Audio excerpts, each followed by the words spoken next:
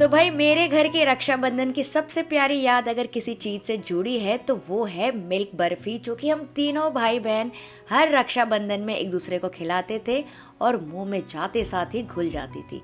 तो चलिए आपको वही मिल्क बर्फी बताती हूँ, बिल्कुल हलवाई स्टाइल लेकिन एकदम आसान तरीके से, और करते हैं मेरे बचपन की यादें ताज़ा। तो सबसे पहले एक बड़ी सी प्लेट या फिर परात पे मैं ले रही हूँ 2 कप भर के मिल्क पाउडर। तो मैंने अच्छे से भर के लिया है और वजन से अगर आप देखेंगे ना तो ये है 300 ग्राम, और मैं नॉर्मली ये वाला पैकेट यूज़ करती हूँ। और इसमें मावे जैसा टेस्ट आ जाए तो इसके लिए मैं इसमें डाल रही हूँ आधा कप भर के हल्का पिघला हुआ घी, इस तरह से। और वजन से अगर आप देखेंगे तो ये है 80 ग्राम। तो जिस कप से हमने मिल्क पाउडर नापा था बस उसी से मैंने ये नापा है। तो मैं क्या कर रही हूँ, इसमें से बस 1 से 2 टेबल स्पून बचा रही हूँ, जो कि मैं बाद में यूज करने वाली हूँ।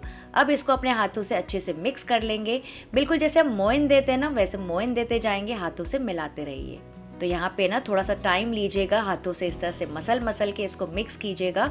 इससे क्या होगा, मिल्क पाउडर में अच्छा सा फैट कंटेंट है ना वो बढ़ जाएगा और जो बर्फी है एकदम मावे वाली कंसिस्टेंसी जैसी बनेगी। तो ये देखिए अच्छे से मैंने इसको मिक्स कर लिया। अब अपने हाथों में इस तरह से दबाएंगे ना, देखेंगे ऐसे मुट्ठी बन रही है, इस तरह से लड्डू बंध रहा है, मतलब कि एकदम परफेक्ट है। बिल्कुल ऐसा टेक्सचर हमको चाहिए। मान लीजिए ऐसा नहीं हो रहा है तो आप 1 से 2 टीस्पून घी और इसमें डाल सकते हैं, और उसके बाद इसको इस तरह से थोड़ा सा दबा लीजिए।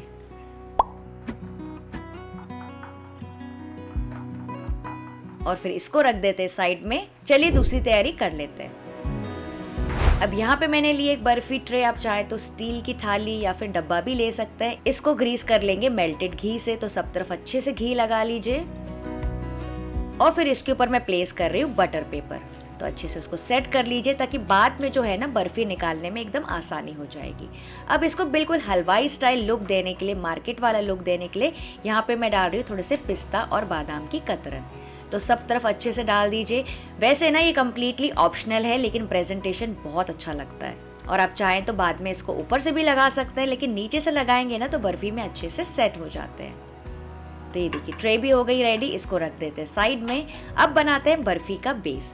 तो कढ़ाई में मैं ले रही हूँ 1 कप भर के चीनी। तो ये देखिए मैं ये वाली चीनी यूज कर रही हूँ, बारीक वाली, मेरे पास काफी सारी अवेलेबल थी तो मैं यही यूज कर रही हूँ। आप चाहें तो रेगुलर चीनी भी यूज कर सकते हैं, और वजन से ये है करीबन 200 ग्राम। और इसमें मैं डाल रही हूँ 3/4 कप पानी। और अब गैस का फ्लेम रख देंगे मीडियम हाई, और चीनी को ना अच्छे से घुलने दीजिए। बीच बीच में इसको चलाते रहिए ताकि जो चीनी है ना पूरी तरीके से घुल जाए। तो ध्यान रखिएगा फ्रेंड्स, मैंने 2 कप मिल्क पाउडर के लिए यूज़ किया है 1 कप भर के चीनी, जो कि एकदम परफेक्ट हो जाती है। क्योंकि क्या होता है ना, मिल्क पाउडर में भी अपना थोड़ा सा मिठास होती है। तो अब देखिए अच्छा खासा उबाल आ गया है, चीनी भी पूरी तरीके से घुल मिल गई है। तो यहाँ पे फ्लेवरिंग के लिए मैं डाल रही हूँ आधा टीस्पून इलायची पाउडर।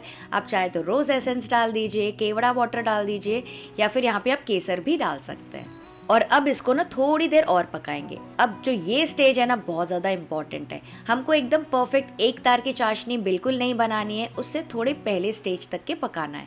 तो ये देखिए मैं अपने हाथों में आपको दिखाती हूँ, अपने उंगलियों के बीच हल्का सा चिपचिपापन है, और जब मैं इस तरह से ऐसे कर रही हूँ ना तो हल्का सा तार बनना शुरू हुआ है, लेकिन एक तार नहीं बन रहा है। बस इसी स्टेज में हमको रुक जाना है। तो अब गैस का फ्लेम कर दीजिए लो, या फिर आप चाहें तो 1 मिनट के लिए बंद भी कर सकते हैं। और जो मिल्क पाउडर का मिक्सचर हमने तैयार किया था घी के साथ, इसमें थोड़ा थोड़ा करके डालते जाइए और साथ ही साथ कंटिन्यूसली मिक्स भी करते जाइए।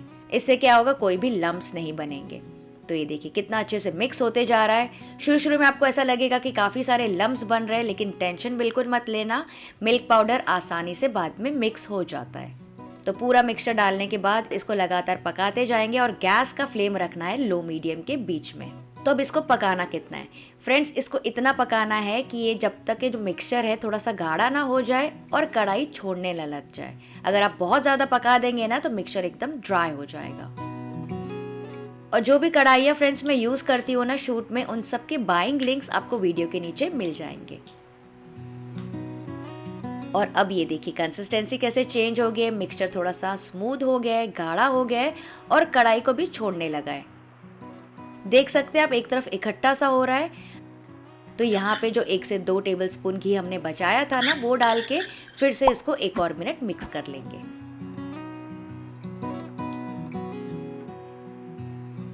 और अब कर लेते एक छोटा सा टेस्ट, थोड़ा सा मिक्सचर अपने हाथों में ले लेंगे हल्का सा ठंडा होने देंगे और फिर ये देखिए एक छोटी सी बॉल बन रही है। अगर बॉल आसानी से बन रही है, आपके हाथों में नहीं चिपक रही है, मतलब कि जो मिक्सचर है एकदम परफेक्ट कंसिस्टेंसी पे है। ये देखिए जब ऐसा हो जाए तो अब इसको ओवर कुक बिल्कुल मत करना, गैस का फ्लेम तुरंत बंद कर दीजिए और इसको डाल देंगे ट्रे में जो कि हमने तैयार करके रखी थी। और अब किसी स्पैचुला से या फिर छोटी सी कटोरी के बैग से इसको अच्छे से लेवल आउट कर लीजिए ताकि सब तरफ इवन आउट हो जाए और एक जैसी थिकनेस आ जाए। और ये देखिए फ्रेंड्स कितना स्मूथ और बटरी टेक्सचर लग रहा है। इसी स्टेज पर आपको समझ आ गया होगा कि बर्फ़ी कितनी ज़्यादा आगे सॉफ्ट बनने वाली है। तो सब तरफ से अच्छे से लेवल आउट कर लिया मैंने।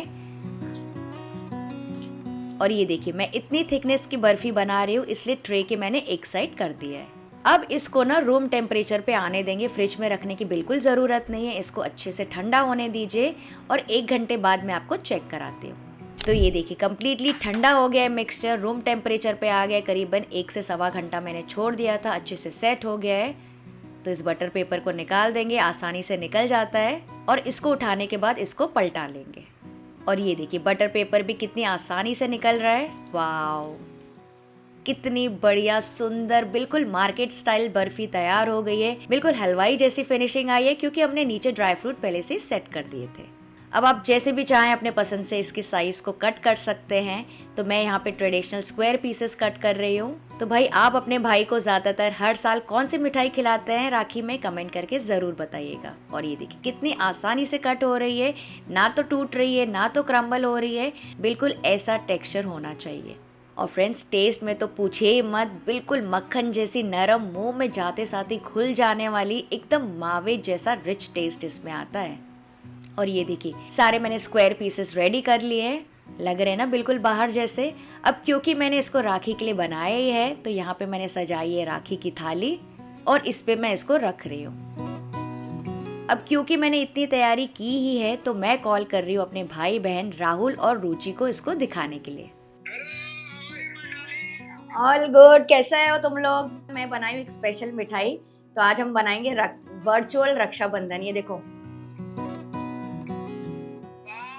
हम लोग हर साल खाते थे ना मांगड़ा परम में मिल्क बर्फी, इसके लिए मिल्क बर्फी बनाई हूँ ताकि पुरानी यादें ताजा हो जाए। दोनों को डब्बा पैक करके भेज रही हूँ आधी आधी। छोले भटूरे भी रहते थे। हाँ छोले भटूरे, इसको तो हमेशा चटोरी को छोले भटूरे पहले याद आते हैं। एवरी ईयर हम लोग राखी में पहले छोले भटूरे मम्मी खिलाती थी, उसके बाद छोले पूड़ी, उसके बाद राखी मनाते थे। राहुल डेयरी मिल्क भी रखी हूँ तेरे लिए राखी के साथ, क्योंकि तेरे को डेयरी मिल्क भी चाहिए होता है। हाँ और ऑप्शन भी 3 रखी हूँ राखी के, जो भी पसंद आएगी वो पहन सकता है।